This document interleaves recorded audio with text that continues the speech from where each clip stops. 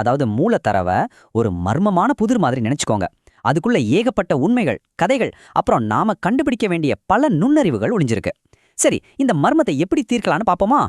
ஆமா, உங்ககிட்ட ஒரு பெரிய டேட்டா செட் இருந்தா அதோட மர்மத்தை நீங்க எப்படி கண்டுபிடிப்பீங்க? ஒரு துப்பறிவாளர் மாதிரி யோசிச்சு அதுக்குள்ள இருக்கிற ரகசியங்களை எப்படி வெளிக்கொண்டு வருவீங்க? இத பத்தி தான் இன்னைக்கு நாம ஆழமா பார்க்க போறோம். ஒவ்வொரு டேட்டா செட்டும் ஆரம்பத்துல ஒரு கிரைம் சீன் மாதிரி தாங்க இருக்கும். வெறும் நம்பர்ஸும் வேல்யூஸும் தான் கண்ணுக்கு தெரியும். ஆனா அதுக்குள்ள ஒரு கதை ஒளிஞ்சிருக்கு. அந்த கதையை தான் நாம இப்ப கண்டுபிடிக்க போறோம். இங்க தான் நம்ம கதையோட ஹீரோ என்ட்ரி ஆகுறாரு. ஆய்வு தரவு பகுப்பாய்வு, அதாவது சுருக்கமா இடிஏன்னு சொல்லுவோம். எந்த ஒரு டேட்டா துப்பறிவாளருக்கும் இதுதான் முதல் மற்றும் மிக முக்கியமான புலனாய்வு படி. சொல்லப்போனா டேட்டாவோட நாம பேச போற முதல் பேச்சுவார்த்தையே இதுதான். இந்த இடிஏவோட முழு வேலையுமே இந்த மூணு ஸ்டெப்ல அடங்கிடும். முதல்ல டேட்டாவோட அமைப்பு, அதோட ஸ்ட்ரக்சர் எப்படி இருக்குன்னு ஆராயணும். ரெண்டாவதா அதுக்குள்ள ஏதாவது பேட்டர்ன்ஸ், அதாவது வடிவங்கள் மறைஞ்சிருக்கான்னு தோண்டி எடுக்கணும். கடைசியா எது வழக்கத்துக்கு மாறா இருக்கு, எது முரண்பாடா இருக்குன்னு கண்டுபிடிக்கணும். சரி, ஒரு துப்பறிவாளரோட டூல் கிட்ல விஷயம் என்ன? அவரோட கண்கள் தான். அதே மாதிரி நாமளும் நம்ம கண்களை பயன்படுத்தி டேட்டாவை படங்களா மாத்தி பார்க்க போறோம். இதுதான் ஆரம்பகட்ட தடயங்களை கண்டுபிடிக்கிறதுக்கான வழி. இத நீங்க விஷுவல் ஃபாரன்சிக்ஸ்னு கூட சொல்லலாம். ஒரு கிரைம் சீன்ல வெறும் கண்ணுக்கு தெரியாத கைரேகைய பவுடர் போட்டு கண்டுபிடிக்கிற மாதிரி டேட்டாவை நம்ம விஷுவலைஸ் பண்ணும்போது வெறும் எண்களை பார்க்கும்போது மிஸ் பண்ற பல விஷயங்கள் நமக்கு தெரிய வரும். டேட்டா சொல்ல வர உண்மையான கதை அப்போதான் புரியும். சரி, உங்ககிட்ட இருக்க வேண்டிய சில பேசிக் கருவிகள் இதோ. ஹிஸ்டோகிராம், இது டேட்டா எப்படி பரவி இருக்குன்னு காட்டும். பாக்ஸ் பிளாட், இது நடுப்புள்ளி எது, சமுன்னமே இல்லாம தனியா நிக்கிற அவுட்லேயர்ஸ் எதுன்னு காட்டிடும். அப்புறம் ஸ்கேட்டர் பிளாட், ரெண்டு விஷயங்களுக்கு நடுவுல ஏதாவது தொடர்பு இருக்கா இல்லையான்னு கண்டுபிடிக்க இது உதவும். சரி, ரெண்டு விஷயங்களை ஒப்பிடுறது ஈஸி. ஆனா ஒரு டேட்டா செட்ல 10 இல்ல 100 மாறிகள் இருந்தா என்ன பண்ணுவீங்க? அது எல்லாத்துக்கும் நடுவுல இருக்கிற சிக்கலான மறைமுகமான உறவுகளை ஒரே ஷாட்ல எப்படி கண்டுபிடிக்கிறது? அதுதான் இப்ப கேள்வி. இந்த கேள்விக்கு பதில் தான் கோரலேஷன், அதாவது தொடர்பு. இது ரொம்ப சிம்பிளான ஒரு கான்செப்ட். ரெண்டு விஷயங்களுக்கு நடுவுல இருக்கிற உறவை -1ல இருந்து +1 வரைக்கும் ஒரு நம்பரா சொல்லும். ஒரு விஷயம் ஏறும்போது இன்னொன்னும் ஏறுதான், இல்ல இறங்குதா, இல்ல சம்பந்தமே இல்லையான்னு இது தெளிவா சொல்லிடும். இதுதான் நம்ம அடுத்த கட்ட விசாரணைக்கான சாவி. இப்ப பாருங்க, இதுதான் மேஜிக்.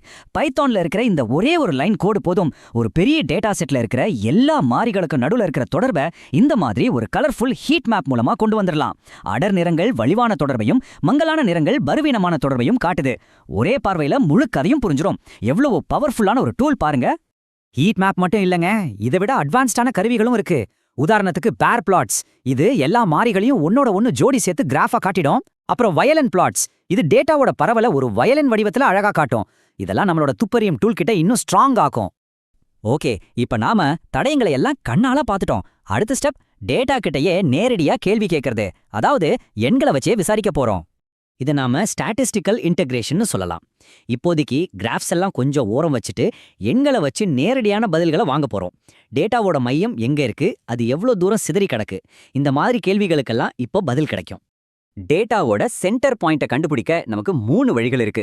சராசரி, அதாவது மீன்; இடைநிலை, அதாவது மீடியன்; அப்புறம் முறை, அதாவது மோட். எப்போ எதை பயன்படுத்தணுங்கிறத இந்த டேபிள் அழகா சொல்லுது. உங்க டேட்டால அவுட்லயர்ஸ், அதாவது சம்பந்தமில்லாத மதிப்புகள் அதிகமா இருந்தா சராசரியை விட இடைநிலையை நம்புறது நல்லது. டேட்டா எப்பவுமே ஒரு பெல் மாதிரி சமச்சீரா இருக்காது. சில சமயம் அது ஒரு பக்கமா சாஞ்சிருக்கும். இந்த படத்துல பாக்குற மாதிரி அதோட வால் வலது பக்கம் நீண்டு இருந்தா அது பாசிட்டிவ் ஸ்கியூ, இடது பக்கம் நீண்டு இருந்தா அது நெகட்டிவ் ஸ்கியூ. இந்த சாய்வு டேட்டாவோட குணத்தை பத்தின ஒரு முக்கியமான க்ளூ. அடுத்து குர்டோசிஸ். இந்த வார்த்தை கொஞ்சம் புதுசா இருக்கலாம், ஆனா கான்செப்ட் சிம்பிள் தான்.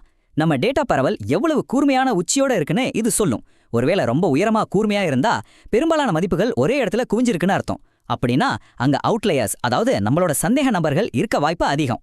சரி, நாம இப்போ விசாரணையோட கடைசி கட்டத்துக்கு வந்துட்டோம். இவ்வளோ நேரம் நம்ம தேடிட்டு இருந்த அந்த அசாதாரணமான விஷயங்களை, அந்த சந்தேக நபர்களை இப்போ அடையாளம் காண போறோம். ஒரு டேட்டா மர்மத்துல அவுட்லேயர்ஸ் தான் நம்மளோட முக்கியமான சந்தேக நபர்கள். மத்தவங்களோட சேராம தனியா நிப்பாங்க. பாக்ஸ் பிளாட் மாதிரி விஷுவல் டூல்ஸும், கர்டோசிஸ் மாதிரி ஸ்டாட்டிஸ்டிக்கல் அளவுகளும் இவங்களை ஈஸியா காட்டி கொடுத்துரும். ஹஹா, கடைசியா நம்ம தெரிஞ்சுக்க வேண்டிய முக்கியமான விஷயம் இதுதான். இந்த இடிஏ, அதாவது இந்த துப்பறியும் வேலை ஏதோ டைம் பாஸ்க்காக பண்றதில்ல. சரியான நம்பகமான முடிவுகளை எடுக்கணும்னா இது ரொம்ப ரொம்ப முக்கியமான முதல் படி. இதை ஸ்கிப் பண்ணிட்டு நீங்க அடுத்த கட்டத்துக்கு போனா உங்க மொத்த அனாலிசிஸும் தப்பாகிறதுக்கு நிறைய வாய்ப்பு இருக்கு. சரி, இப்போ உங்ககிட்ட டேட்டாவை விசாரிக்கிறதுக்கான அடிப்படை கருவிகள் இருக்கு. இத வச்சு நீங்க என்னென்ன மர்மங்களை தீர்க்க போறீங்க? அடுத்த தடவை உங்க கண்ணில் ஒரு டேட்டா செட் போடும்போது அதை வெறும் எண்களா பார்க்காம அதுக்குள்ள